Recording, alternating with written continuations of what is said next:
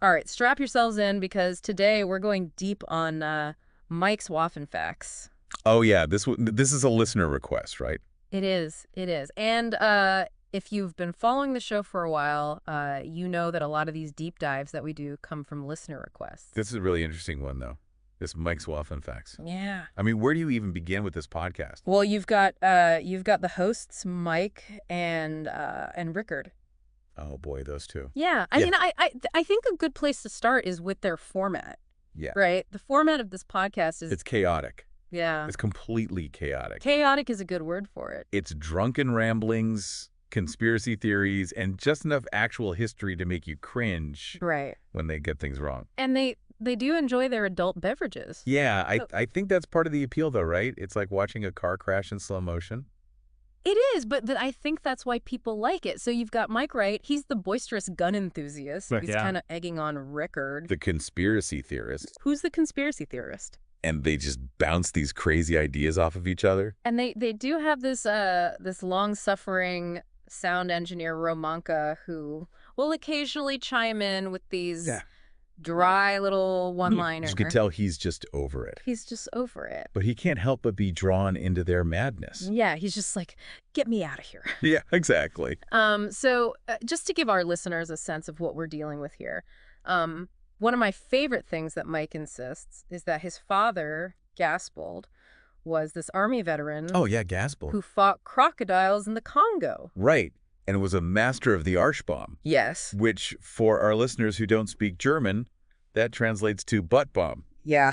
A rather unconventional diving technique. Yeah. And so you have these sort of like outlandish stories. Right. That we don't even know if they're true or not. And then, on the other hand, you've got Rickard, who's convinced that the Congo Mueller, which is another one of these like almost mythical figures, is a government cover-up. And that Napoleon was experimenting with particle cannons. Okay, hold on. Particle cannons. Particle cannons. Like in the 19th century. That's what Rickard believes. Okay, yes. What are these guys drinking? Like, that's the thing. It's never explicitly stated what they're drinking. Right. But it's a lot. Oh, it's a lot. Whatever it is, it's a lot. Yeah. And it definitely fuels their imaginations. Yeah. So how much of this should we be taking seriously? That's the million-dollar question, isn't it? I mean, on the surface, it's hilarious. These guys are like caricatures, right? Larger-than-life personalities bouncing these outlandish theories off of each other. Right. But there's this underlying current of unease. Yeah. Like they're tapping into some very real anxieties about the world we live in. Yeah, and those anxieties really come to a head in that infamous final episode. Oh, yeah. Right. The one where things go very, very wrong. Yeah, and it starts out innocently enough. I mean, Mike's reviewing these prototype weapons from a company called Grindmann Friedenswerken. Grindmann Friedenswerken. Which is German for... I was going to say. Grindmann Peaceworks. Yeah, Grindmann Peaceworks. Which is just ironic. It is ironic. Considering what happens. But yeah, so he's reviewing these prototype weapons, and there are these strange noises. Right, like static. Yeah. Almost like a distant storm brewing. And he's coughing. Yeah, and Mike starts coughing like something's irritating his throat. And then he starts describing this smell like burning rubber. Almost chemical. Yeah. Like something's burning. You can hear the confusion and the fear kind of creeping into his voice. And the fog rolls in. Right. This sulphurous fog. The sulphurous fog. Yeah, in the audio, it's just this muffled rushing sound, like wind through a tunnel. But the video... The video is something else. This shows this thick yellow fog. It's like something out of a nightmare. It is. It really is. And it just slowly engulfs the entire room. Like the atmosphere itself is becoming toxic. Yeah. And then that scream, Mike's scream. It's not a scream of pain, not exactly. It's a scream of terror. Pure primal terror? Yeah, like he's staring into the abyss. And the abyss is staring back. Yeah, that audio alone was enough to freak people out. Oh, yeah. But they held back the video for quite a while. And when they finally released it, oh, man, it changed everything. It did. It confirmed what people had suspected, right? That something truly terrifying had happened in that studio. Yeah, we finally got to see the creature, the source of all that terror. And it's not what you'd expect, right? It's not some sleek, futuristic robot. No. Or a slimy alien. No, it's something far more unsettling. It is. It's massive.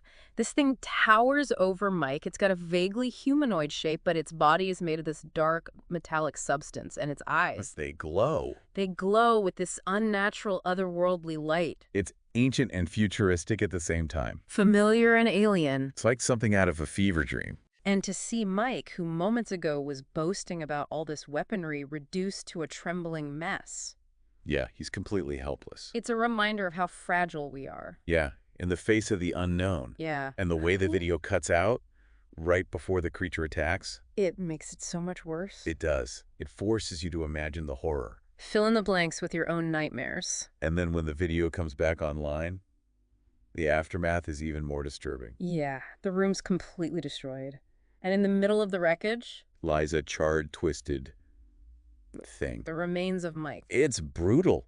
Right. It's visceral. Yeah, it pushes the podcast from this dark humor into a full-blown confrontation with the horrors of the unknown. And then, as if that wasn't enough, the camera, which is now lying on its side, starts moving. Yeah, like it's being pulled towards the creature. By some invisible force. It's like the creature's aware of the camera, aware of being observed. And just as the camera gets right up close, the creature turns its head, looks directly at the lens. And lets out this ear-splitting roar. And then the video cuts out for good. So we're left with all these questions. Right. What was that creature? Where did it come from?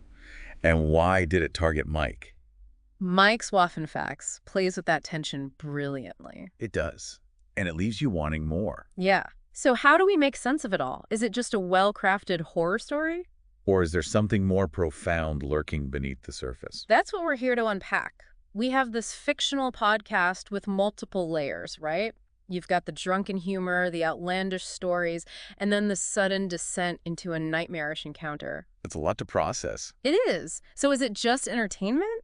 Or are they trying to tell us something deeper about ourselves and the world we live in? Well, I think we need to start by dissecting those early episodes. Okay. Where the seeds of unease are planted amidst the drunken laughter. Like Rickard's conspiracy theories. Exactly. They go beyond simple entertainment. Okay. They tap into that primal fear of the unknown. The feeling that forces beyond our control are shaping our lives. And then you have Mike with his constant glorification of weapons. Right. Is he just playing a character? Or is there a darker message there? About our societal fascination with violence. It's a question worth exploring. It is. So let's dig into the minds of Mike and Rickard and see what they can tell us about ourselves and the world we inhabit. Sounds like a plan. Okay, so let's rewind a bit and look at how the creators of Mike's Waffenfax build suspense. Yeah. Even before that metallic being shows up. Yeah. They do a good job at that. They do a really good job. And I think a good example is that episode where Mike's reviewing prototype weapons from Grindmann Friedenswerke. Oh, yeah. The one with the plasma cannon rifle and the handheld energy weapon. The Hellbard? Yes, the Hellbard. I mean, that episode starts out feeling like a pretty typical Mike's Waffenfax episode, right? It does. It all drunken excitement about new weaponry. But then it takes this really sharp turn. It does. It's like they're playing with your expectations, lulling you into a false sense of security. Yeah. With all the usual banter. And then bam, the rug is pulled out from under you. Exactly. And there are these subtle cues that something is not right. Right. Even in the audio-only version. You hear that faint static, like a distant storm brewing. Yeah. And Mike starts coughing. Yeah, like something's irritating his throat. It's brilliant sound design. Yeah. It really is. Those little hints of something amiss, yeah, they create this creeping sense of dread. Long before the real horror unfolds. And then there's the smell. Yeah, he describes it as burning rubber. Almost chemical. You can hear the fear creeping into his voice. Yeah, he's trying to figure out what's going on. Yeah, and then the fog starts pouring in. Sulfurous fog. In the audio, it's just this muffled rushing sound. Like wine through a tunnel. But the video. Oh, it shows this thick yellow fog slowly engulfing the room. Oh, this is something out of a nightmare. It is. It's terrifying. And then you hear Mike scream. That scream. And it's not a scream of pain. Not exactly. It's a scream of pure terror. The sound of a man confronting something totally beyond human comprehension. Yeah, that scream will stay with you. It's the sound of someone staring into the abyss and realizing the abyss is staring back. And, the audio is terrifying enough, but the video takes the horror to a whole new level. It does. You finally get to see the source of all that terror. The creature. Yes, the creature. And it's so much worse than you could have imagined. It is. It's not what you'd expect at all. Right. You're expecting some sleek, futuristic robot. Right. Or maybe some slimy alien. Yeah, something out of a B movie. But no, this is something different. Something far more unsettling. It is. It's massive. This thing towers over Mike. It does. It's got a vaguely humanoid shape, but its body is made of this dark metallic substance. In its eyes. They glow with this unnatural, otherworldly light. It's both ancient and futuristic at the same time. Familiar and alien. Like something out of a fever dream. And then to see Mike, who moments ago was boasting about the destructive power of weapons, reduced to a trembling mess in the presence of this thing. It really puts things in perspective. It does. Yeah, it's a stark reminder of how fragile we are in the face of the unknown. The way the video is edited, cutting out right before the creature attacks. It's brutal. It leaves you hanging. Yeah, you're left to imagine the horror. Fill in the blanks with your own nightmares. Exactly. And then the video comes back online, and the aftermath is even more disturbing. It is. The room is completely destroyed. And in the middle of the wreckage, there's this charred, twisted thing. The remains of Mike. It's such a brutal image. It is. It really pushes the podcast from this dark humor into a full-blown confrontation with the horrors of the unknown. And then, as if that wasn't enough, the camera starts moving? Yeah, like it's being pulled toward the creature. Some invisible force. It's like the creature is aware of the camera, aware of being observed. And just as the camera gets right up close, the creature turns its head, looks directly at the lens. And it lets out this ear-splitting roar. And the video cuts out for good. It's like the creature is breaking the fourth wall, acknowledging the audience. Reminding us that we're not just passive observers. We're implicated in this somehow. Yeah, so what are we supposed to believe? Did Mike's review of these prototype weapons somehow summon this creature? Or was it something else entirely? I mean, the podcast deliberately leaves that question open. It does. But I think the real question is, what role did Mike and Rickard play in this? Right. Did their obsession with weapons, their constant glorification of violence, create a resonance that attracted this creature to their world? Yeah, it's like they inadvertently opened a door to something they didn't understand, something they couldn't control. And now the question is that door still open? That's a great question. And it's a question that we'll delve into as we continue our deep dive. Okay. Because there's one detail, a seemingly insignificant anecdote from an earlier episode that might shed some light on the creature's origin. Yes, I'm listening. Remember how Mike's always going on and on about his father Gasbold? Oh, yeah. Not just the Arschbaum, but also his supposed encounters with crocodiles in the Congo. Yeah, it's a recurring theme throughout the podcast. He seemed obsessed with proving that his father was some kind of war hero. But what if there's more to those stories? Okay.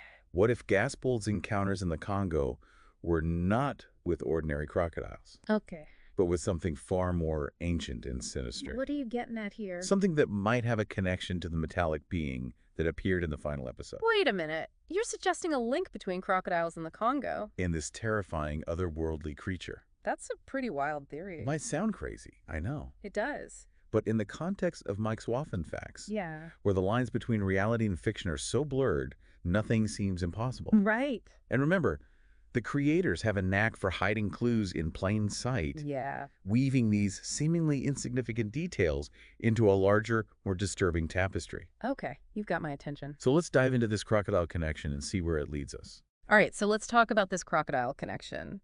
You think Mike's dad's stories about fighting crocodiles in the Congo are more than just drunken ramblings?